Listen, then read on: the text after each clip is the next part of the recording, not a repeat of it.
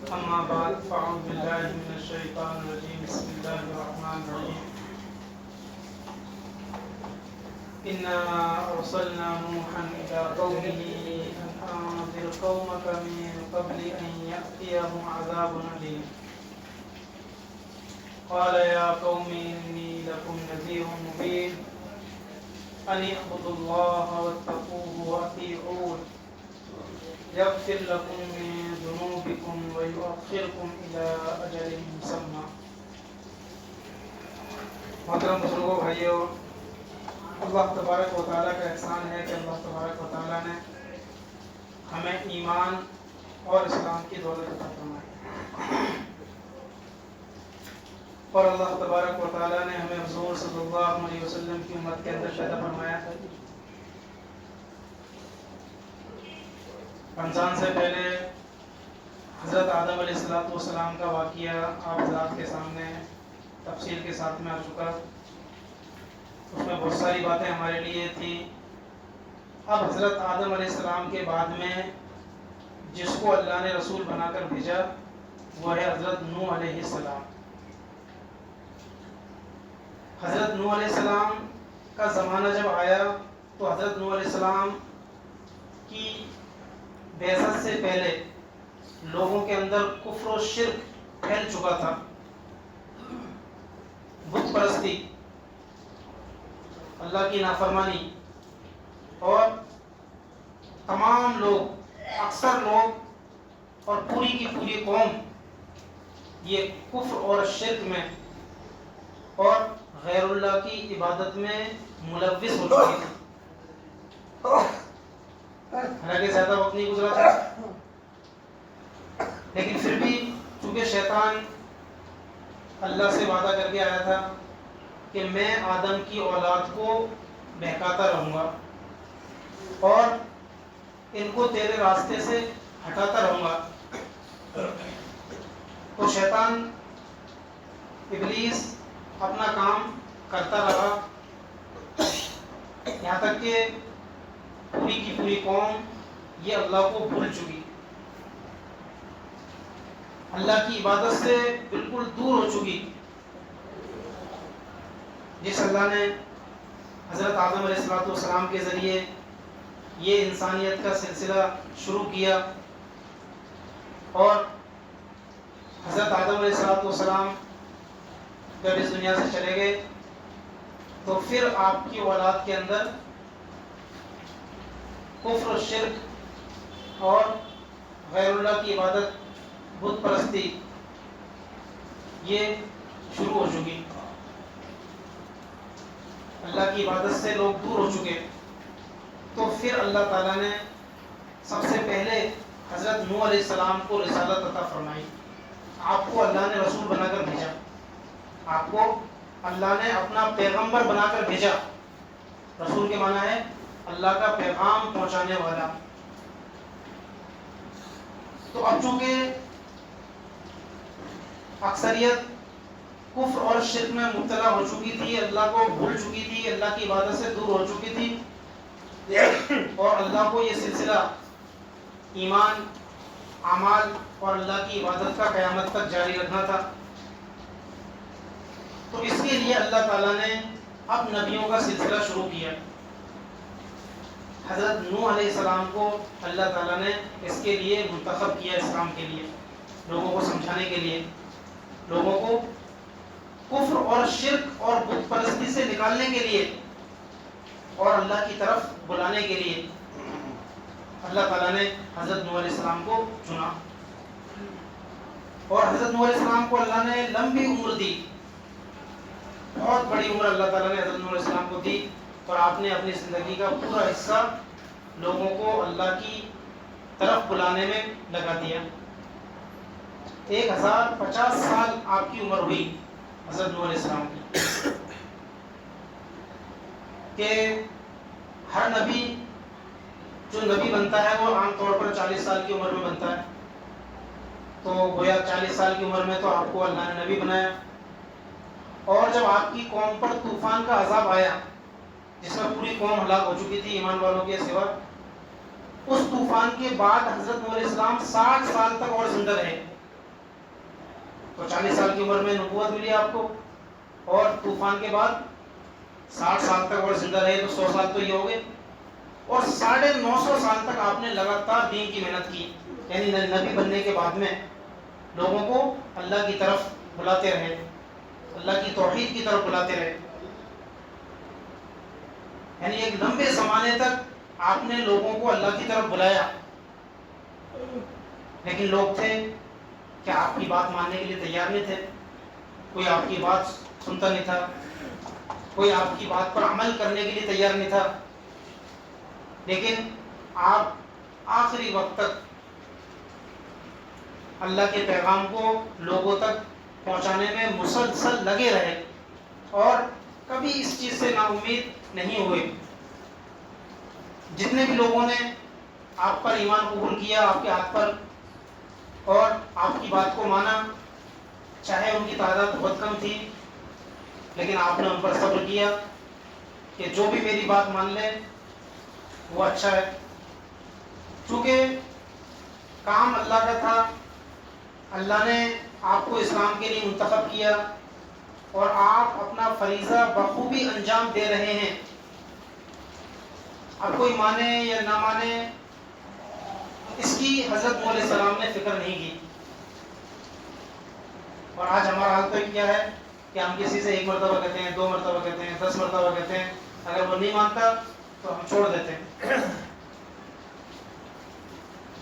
لیکن یہ نوح علیہ السلام کی زندگی سے ہمیں سبق ملتا ہے کہ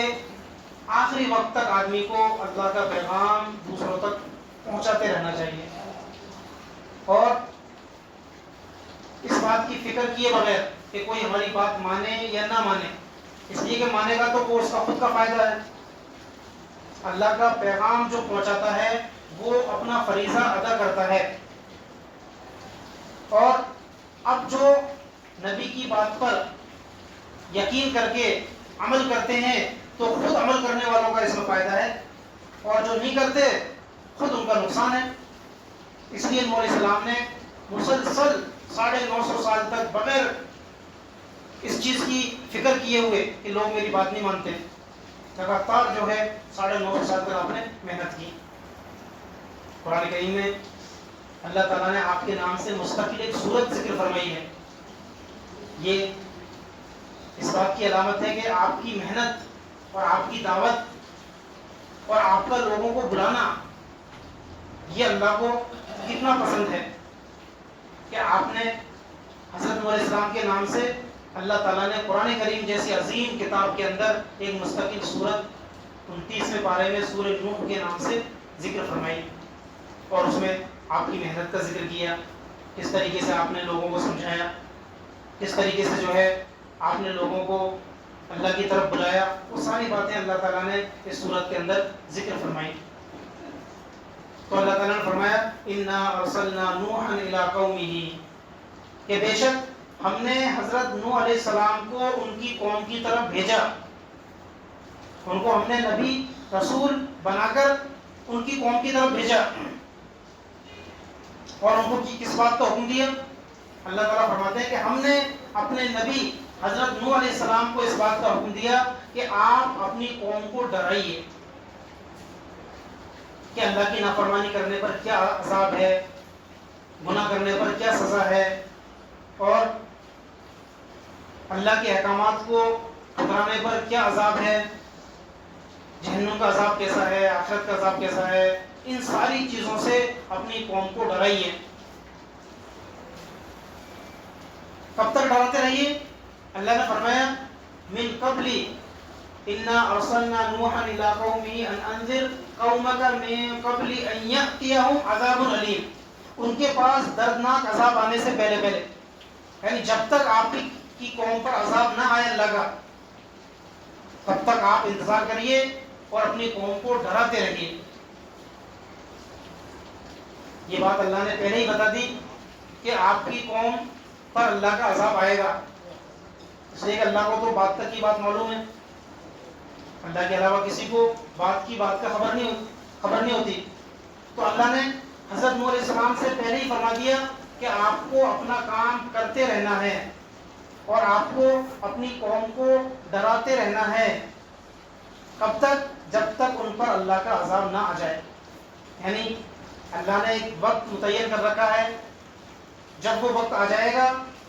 اس وقت آپ کی قوم کے جو نافرمان ہیں ان پر اللہ اپنا عذاب بھیج دے گا، اور اپنا عذاب بھیج کر ان کو ہلاک اور برباد کر دے گا، اور دنیا سے ان کا نام و نشان مٹا دے گا. اور اس وقت اللہ کے عذاب سے جو لوگ بچیں گے وہی لوگ بچیں گے جو آپ کی بات ماننے والے ہیں، جنہوں نے آپ کی بات کو قبول کیا اور آپ پر ایمان لائے، وہی لوگ اللہ کے اس عذاب سے بچیں گے. تو اللہ نے نوح علیہ السلام کو فرمایا کہ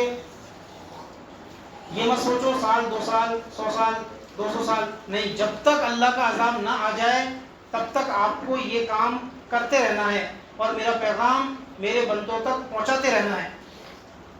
اسی لیے نوح علیہ السلام نے 950 سال تک مسلسل اس کام کو کیا اور لوگوں کو سمجھاتے رہے، اللہ کی عبادت کی طرف، توحید کی طرف، رسالت کی طرف بلاتے رہے. اب قال یا قوم انی لکم نذیر مبین، جب اللہ کا حکم ہوا نوح علیہ السلام کو اپنی قوم کو ڈرائیے، تو پھر نوح علیہ السلام نے اپنی قوم سے کہا کہ اے میری قوم،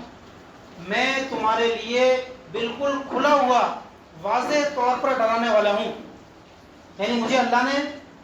تمہیں ڈرانے کے لیے بھیجا ہے اللہ کی نافرمانی سے، اللہ کے عذاب سے، جہنم کے عذاب سے. اس کام کے لیے اللہ نے مجھے بھیجا ہے، اللہ نے مجھے اس بات کا حکم دیا ہے، اس لیے میں تمہیں اللہ کے عذاب سے ڈراتا ہوں. ہر نبی کو اللہ تعالیٰ نے اس بات کا حکم دیا کہ سب سے پہلے اپنی قوم سے، اپنے رشتہ داروں سے، اپنے قریبی لوگوں سے اللہ کو ڈرانے کی شروعات کیجیے. ہمارے نبی محمد صلی اللہ علیہ وسلم کو بھی اللہ نے سب سے پہلے جو اس بات کا حکم دیا وہ آپ کو بھی یہی حکم دیا، وَأَنذِرْ عَشِيرَتَكَ الْأَقْرَبِينَ، کہ آپ کے جو قریبی رشتہ دار ہیں، آپ کے خاندان کے، آپ کے کنبے کے، آپ کے قبیلے کے، جو بالکل آپ کے قریب رہنے والے ہیں، ان کو آپ ڈرائیے. تو نوح علیہ السلام کو بھی اللہ نے اس بات کا حکم دیا، اور جیسے ہی اللہ کا حکم نوح علیہ السلام کو ملا، بغیر کسی دیری کیے نوح علیہ السلام نے فوراً اپنی قوم کو جمع کیا اور اپنی قوم کو اس بات کی دعوت دی اور اپنی قوم کے سامنے یہ بات رکھی کہ اللہ نے مجھے نبی بنا کر تمہیں اللہ کے عذاب سے اور اللہ کی نافرمانی سے ڈرانے کے لیے بھیجا ہے. پھر آگے نوح علیہ السلام نے اپنی قوم کو ڈرایا اور سب سے پہلے 3 باتوں پر ان کو حکم دیا کہ تمہیں یہ 3 کام کرنے ہیں، اور پھر اس کے فائدے بھی بتائے. اس لیے کہ انسان کی طبیعت ہے کہ جب تک انسان کو کسی کام کا فائدہ اس کے سامنے نہیں ہوتا ہے تب تک آدمی اس کام کو نہیں کرتا. اور اللہ کو یہ بات معلوم ہے کہ انسان کے سامنے جب کسی چیز کا فائدہ اس کو نظر آتا ہے تبھی انسان اس کام کو کرنے کے لیے تیار ہوتا ہے.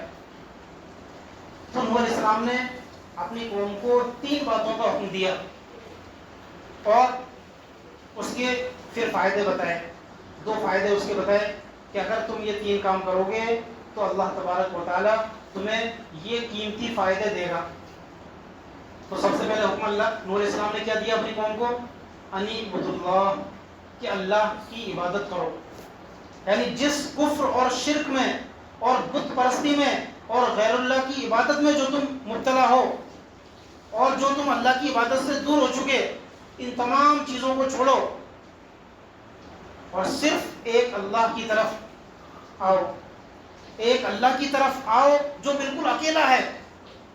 اس کا ساتھی کوئی نہیں، اس کی ذات اور صفات میں کوئی شریک نہیں. عبادت کے لائق صرف اور صرف وہ ہے اور وہ اکیلا ہے.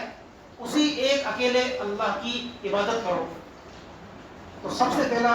حکم نوح علیہ السلام نے اپنی قوم کو یہ دیا کہ تم صرف اور صرف ایک اللہ کی عبادت کرو.